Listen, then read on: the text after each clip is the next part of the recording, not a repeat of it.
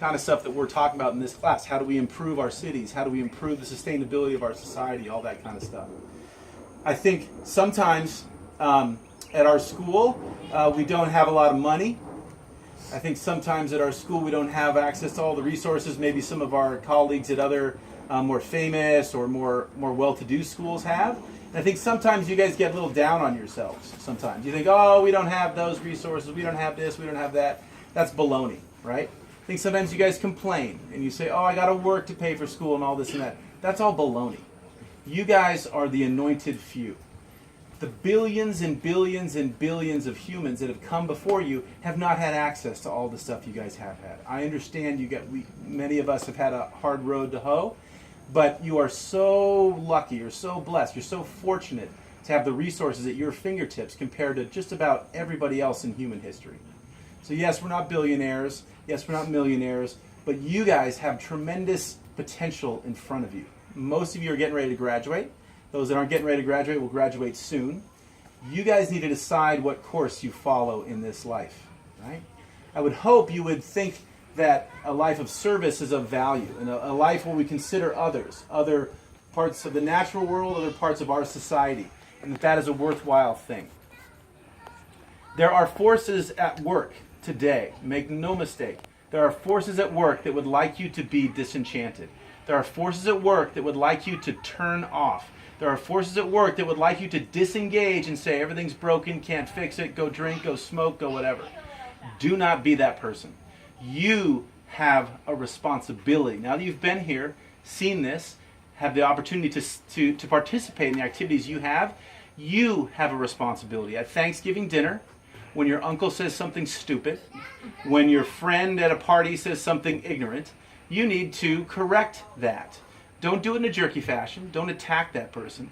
But you need to step up. You are the educated person now. When they say, why the hell did New Orleans flood? Well, what do you expect when it's all built underwater, those idiots, right?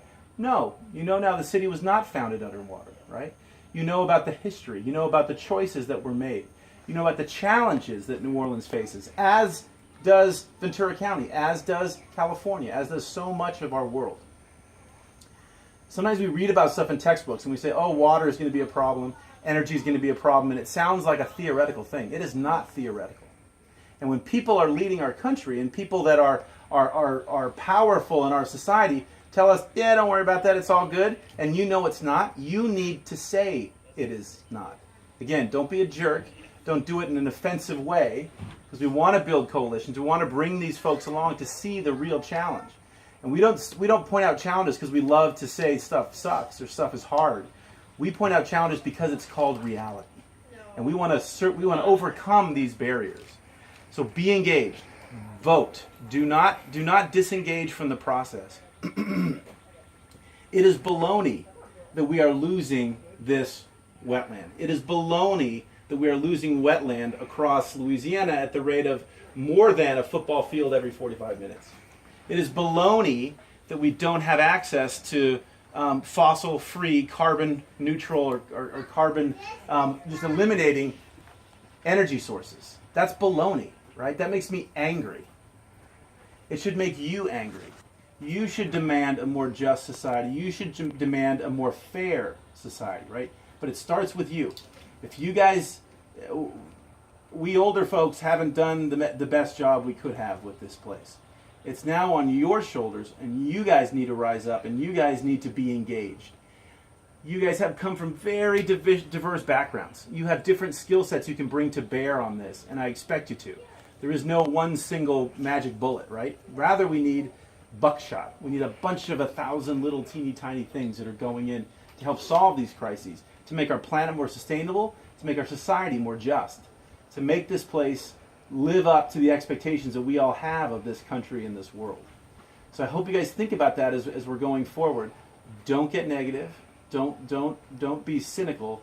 Be engaged. And so thanks you guys for participating. I know it's a time of challenging class, and things don't work. The boat breaks down, and we can't get on the water. But we also run into ukulele players, right? That serenade you guys, right? All the time. So the start of the class, we go, what are we doing this day? What are we doing this day? And I tell you, I have an outline, but it's a challenging place to have, bang, bang, bang, bang, bang every 10 minutes. And I think as you guys saw, I like to think that it works well, right? So we're not exactly sure how the day is going to unfold. Is it going to rain? Is it not going to rain? Are we going to see this person? Not going to see this person? But by and large, I think you guys had an awesome experience. I hope you feel like you have had an awesome experience. Tell people about that, right?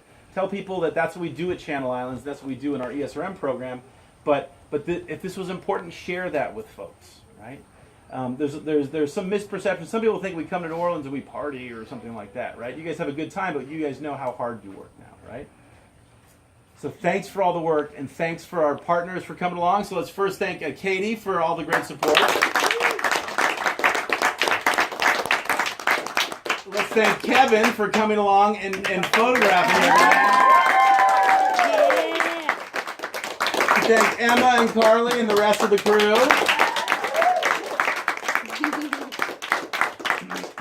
And then we also need to thank our my two collaborators and crazy people in this endeavor, right?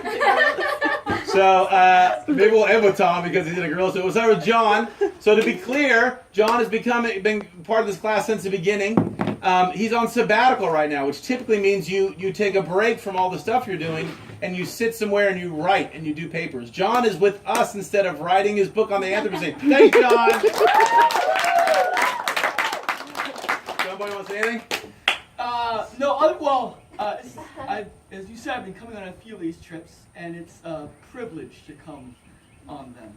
And they are sort of an evolving thing. And part of the value of the trip is you get to have sort of the history of all the previous trips that have gone before you. So all the great people, folks like Katie and Emma, that we've met over the years, you get to share in that. But you also, of course, contribute to that. You contribute to new folks that you meet along the way.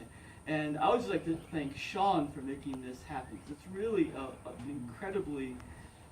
incredible class. There's no other class in this country. There's very few other classes, experiences like this that you could get. And this is one of them. Thanks. That's very nice. Katie, you want to say anything or no? I was going to say something. Yeah. I mean, you're talking about how special it is for you all to come here, and you're part of something, that's been ongoing. And to me, that's really such a magical thing that this started in 2007, and a group similar to you guys have been coming every year. And what that's done is, not only do you have this unique opportunity to be immersed in the culture of New Orleans, so as John was saying, you're learning more than just coming out to do transects and learn about the plants in Louisiana, but you're learning about the culture of Louisiana, and the information that you gather is part of 12 years now of a data set that I don't think anybody else could say they have. I know of no one else who has that kind of data to evaluate the restoration work. A lot of people do restoration, but it's not necessarily data-based. So this has been a unique experience for us, and we definitely appreciate every class that comes. It's been awesome. Cool. Dr. Huggins / Gorilla.